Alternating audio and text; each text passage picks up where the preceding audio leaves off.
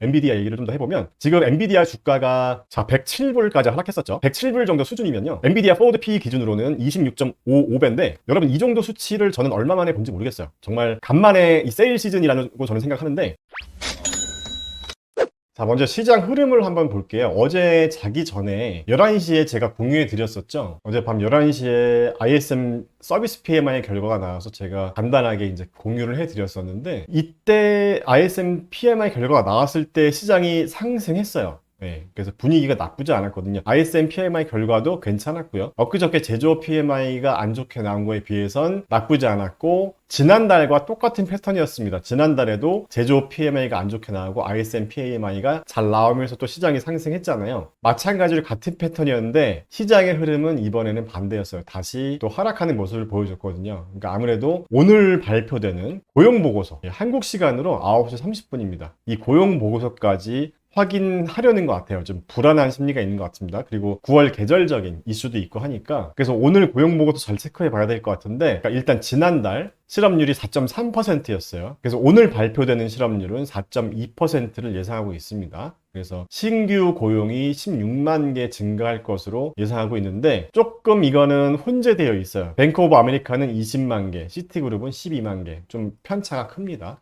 그래서 지금 이 부분이에요. 비농업 고용지수 이 부분이 좀 중요하고 그 다음에 실업률 8월달 실업률입니다. 제가 어제도 말씀드렸지만 8월달에 실업수당 청구 건수가 7월에 비해서 많이 개선됐기 때문에 그게 얼마나 이 실업률 데이터에 반영이 될지는 모르겠습니다. 8월 데이터니까. 그래서 오늘 한번 지켜봐야 될 것 같고요. 자, 어제 발표한 데이터들에 대해서는 제가 좀 보기 편하시게 뭐 부진한 건 부진, 양호는 양호 이렇게 좀 표시를 해드렸는데 제가 조금 더 디테일한 거는 밑에서 말씀드릴게요. 이걸 다 말씀드리지 않고 중요한 거 위주로만 말씀드리겠습니다. 자, 먼저 ADP 비농업 부분 고용 변화라는 지표가 있는데 얘도 계속 둔화되고 있어요. 시장의 예상이 14만 5천 건이었는데 9만 9천 건으로 크게 밑돌았습니다. 그러니까 지금 확실히 고용은 계속 둔화되고 있는데 이게 둔화에서 멈추면 되는데 여기서 더 내려갈 경우에는 이제 밸런스가 깨지는 거죠. 경기 침체 우려가 계속 스물스물 올라오고 있는데 아직까지는 그 정도 경계선은 아니지만 시장은 불확실한 걸 안 좋아하잖아요. 뭔가 확실한 걸 좋아하는데 지금 고용 쪽이 계속 애매한 그런 상태인 겁니다. 어쨌든 지금 감소한 건 아니에요. 늘어나긴 늘어났지만 지금 여기를 좀 볼게요. ADP 비농업 부분 고용 변화인데 코로나 이후 거의 역대 최저입니다. 잠깐 마이너스였던 적이 있었는데 코로나 이후 역대 최저예요. 코로나 때를 보면 이렇게 돼 있죠. 코로나 때는 굉장히 고용이 안 좋았습니다. 그래서 경기 침체 수준이었었던 건데 아직까지는 그 정도는 아니지만 점점 안 좋아지고 있다는 걸 좀 시장에서 불안해하고 있는 그런 상태고 애매한데 경기 침체 오는 거 아니야? 계속 이런 상태로 시장의 심리가 반영되고 있는 것 같습니다. 그래서 오늘 고용보고서가 이런 불안함을 확실하게 좀 해소시켜 줄 수 있길 한번 바라보고요. 그 다음에 단위 노동비용 같은 경우는 단위 노동비용이 낮아야지 물가에 좋은 거죠. 또 너무 낮으면 소비가 침체될 수 있으니까 적당히 낮은 게 좋습니다. 지금 얘도. 그러니까 모든 지표들 그런 것 같아요. 적당한 게 좋은 거지 너무 한쪽으로 치우친 거 안 좋은 것 같습니다. 여기도 계속 둔화되고 있어요. 그러니까 물가가 잡히고 있냐 이 부분은 거의 이제 확실한 것 같아요. 그러니까 물가가 잡히는 걸 떠나서 더 내려가서 경기 침체까지 가는 게 아닌지를 이제 우려하는 상태인데 고용 지표를 제외하고는 아직까지 그런 시그널은 없습니다. 근데 고용 지표가 또 그런 면에서는 또 다른 지표들이 안 좋아지게 만드는 또 선행 지표가 될 수 있기 때문에 계속 체크를 해봐야 될 것 같고 일단 매주 발표되는 실업수당 청구 건수는 8월 달에 계속 좋아졌어요. 그래서 이 부분에 좀 희망을 걸어 보겠습니다. 자, 그리고 가장 중요한 게 ISM 서비스 PMI 얘가 가장 중요한 건데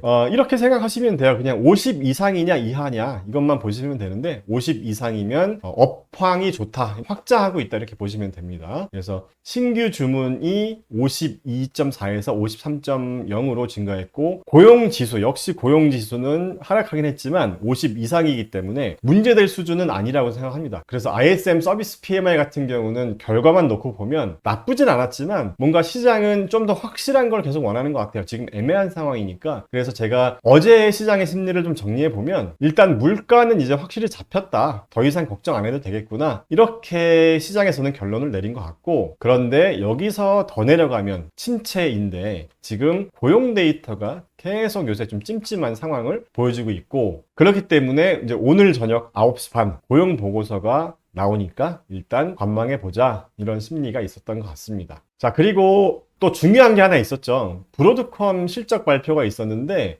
이 브로드컴 실적 발표는 조금 있다가 밀착 뉴스에서 따로 정밀 분석을 해드릴게요. 일단 브로드컴 실적 발표가 왜 중요했냐면, 아무래도 지금 AI 관련 주도주들이 약간 조정해 있는 상태이기 때문에 이 브로드컴 실적 발표에서 AI 관련 매출에 문제가 없다라는 걸 좀 보여줘야 되는데, 일단 시간 외에서는 하락하고 있는 모습입니다. 이거는 밀착 뉴스에서 다시 다룰 테니까 조금만 기다려주세요. 자, 그래서 제가 오늘 마무리에서는 엔비디아 얘기를 좀 했잖아요. 엔비디아 얘기를 좀 더 해보면, 지금 엔비디아 주가가 107불까지 하락했었죠. 아직 200일 선까지는 한참 남긴 했지만 107불 정도 수준이면요, 엔비디아 포워드 P 기준으로는 26.55배인데 여러분, 이 정도 수치를 저는 얼마 만에 본지 모르겠어요. 정말 간만에 이 세일 시즌이라고 저는 생각하는데, 엔비디아 포워드 P가 대부분 30 이상에서 움직였었거든요. 그러니까 엔비디아 주가가 단기적으로 좀 과열됐다라고 하면 40이 넘었었고, 항상 30 중반에서 유지가 됐었는데 지금 26.55까지는 저는 되게 오랜만에 보는 수치인 것 같습니다. 근데 이제 이게 이런 상태라고 해서 지금 뭐 들어가도 되냐, 이런 거랑은 좀 다른 문제인 것 같아요. 그러니까 그걸 생각하시기 전에 내가 어떤 투자를 하는지 생각을 해보시는 게 좋을 것 같아요. 그러니까 나는 단기 투자자인지, 트레이딩을 하는 사람인지, 단타 이런 걸 하는 사람인지, 아니면 정말 한 5년, 10년 정말 이렇게 꾸준히 엔비디아라는 기업의 어떤 미래 가치를 믿고 꾸준히 그냥 모아가는 장기 투자자인지에 따라 다를 것 같습니다. 왜냐하면 지금 세일 시즌인 건 맞지만 여러 가지 다른 노이즈들 때문에 또 계절성 문제도 있고 한 2달 정도 또 횡보할 수도 있는 거거든요. 그러니까 세일 기간이 오래 갈 수도 있다는 거죠. 그런데 이제 또 좀 단타나 이 단기 차익을 목적으로 들어간 분들은 이거 세일 기간이라면서 이거 샀는데 왜 안 올라? 뭐 이렇게 또 남 탓을 하는 분들이 있을 수 있습니다. 그래서 세일 기간이라고 해서 무조건 들어가라는 그런 의미라기보다는, 우리가 어떤 물건을 살 때도 가격이 싼지 비싼지 그런 평가를 해보는 것처럼, 지금 엔비디아라는 이런 주식 자산의 가치를 우리가 한번 생각해 볼 때 이 정도 수준이면 정말 오랜만에 보는 수치다, 이제 이 정도로 생각해 보시면 될 것 같고, 어쨌든 저는 개인적인 견해를 말씀드린다면 AI 성장에 대한 모멘텀이 아직 꺾이지 않았다고 생각하기 때문에 9월, 10월 사이에 특히 엔비디아를 포함한 반도체 종목들이 더 하락해 준다면 저점 매수에 또 좋은 기회가 될 거라고 생각합니다. 경제적 자유 달성을 위해서 저와 함께 공부하고 발전해 나가고 싶은 분들은 제가 새로 시작한 멤버십 회원으로 한번 참여해보세요. 하루 1,100원의 투자로 여러분의 인생의 중요한 터닝 포인트가 될 수도 있습니다. 혼자면 외롭지만 함께하면 든든합니다. 기다리고 있을게요.